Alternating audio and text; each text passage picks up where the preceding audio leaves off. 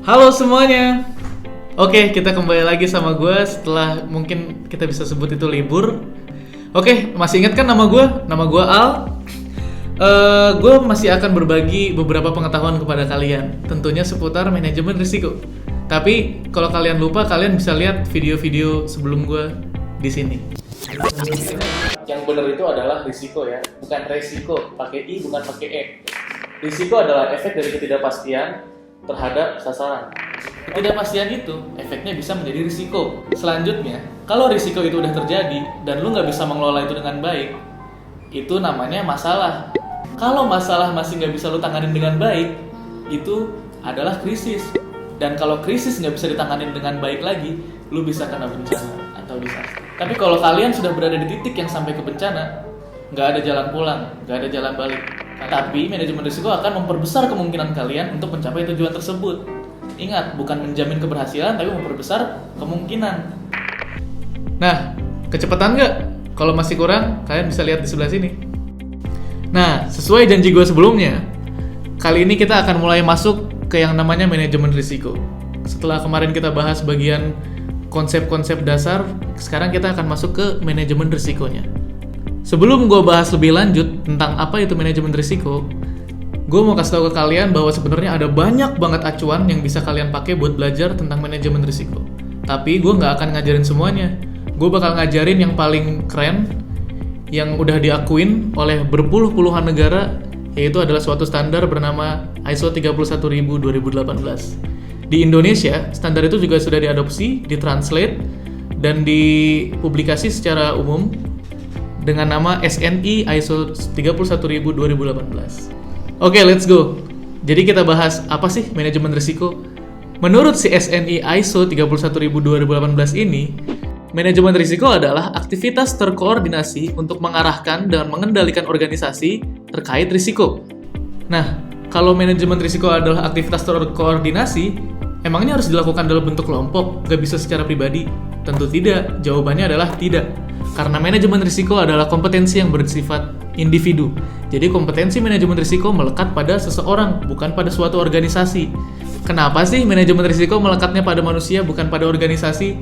Karena setiap manusia memiliki fungsi-fungsi psikologis yang melekat pada otak mereka, yang salah satunya bisa disebut sebagai persepsi.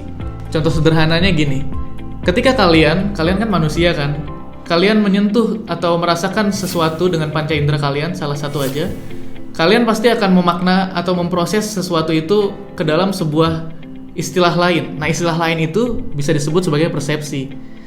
Nah, dari persepsi itu, persepsi akan selalu mempengaruhi seluruh tingkah laku seseorang. Jadi, ketika setiap orang ingin mengelola risiko atau menghadapi suatu risiko, persepsinya akan beda-beda. Nggak bisa disamakan, setiap organisasi harus sama isi kepala manusia, nggak bisa.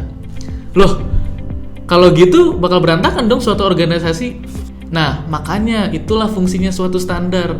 Ketika orang-orang di dalam organisasi tersebut mengerti akan suatu standar, yaitu yang kita sebut tadi SNI ISO 31000, maka organisasi tersebut akan memiliki sumber daya manusia di dalamnya yang akan sadar terhadap risiko. Maksudnya sadar risiko itu apa sih?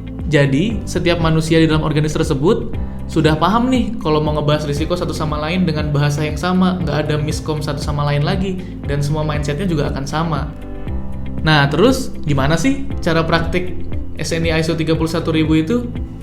Intinya, SNI ISO 31000:2018 terdiri dari 3 komponen utama, yaitu prinsip, kerangka kerja, dan proses. 3 komponen utama ini fungsinya agak sedikit beda ya teman-teman, karena satu prinsip ini harus diberlakukan oleh seluruh organisasi, seluruh manusia yang ingin menerapkan manajemen risiko. Jadi prinsip dapat berlaku untuk semuanya, sedangkan kerangka kerja hanya berlaku untuk satu organisasi saja. Jadi setiap organisasi memiliki kerangka kerja yang berbeda-beda. Sedangkan proses manajemen risiko itu berlaku untuk satu jenis risiko, bukan satu jenis, satu risiko.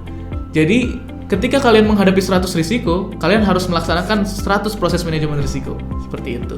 Meskipun demikian, prinsip, kerangka kerja, dan proses nggak bisa dipisahkan. Mereka harus menjadi satu kesatuan yang utuh. Contohnya, ini sangat sederhana.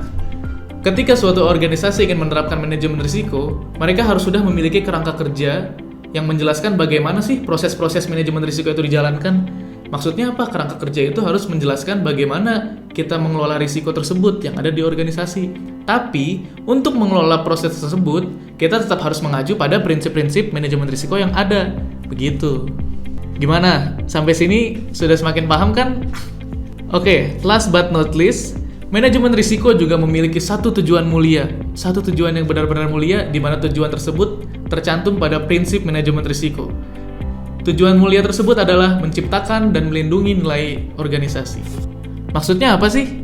Manajemen risiko itu harus bisa melindungi seluruh value-value atau nilai-nilai yang sudah dimiliki organisasi kalian dengan secara langsung juga menciptakan value baru. Dengan menciptakan dan melindungi nilai-nilai yang sudah ada di organisasi kalian tentunya akan memiliki peluang lebih besar dalam mencapai tujuan dan sasarannya. Itulah inti dari manajemen risiko. Kalau nggak salah sempat gue singgung juga di video sebelumnya, tapi hanya sedikit. Tapi kita juga akan berhenti di sini dulu, karena nanti kalau kita lebih banyak bahas, kalian akan ribet dan pusing. Tapi tenang aja, mulai sekarang ke depannya kita akan bahas apa itu prinsip-prinsip manajemen risiko. Sampai ketemu bulan depan, see you guys.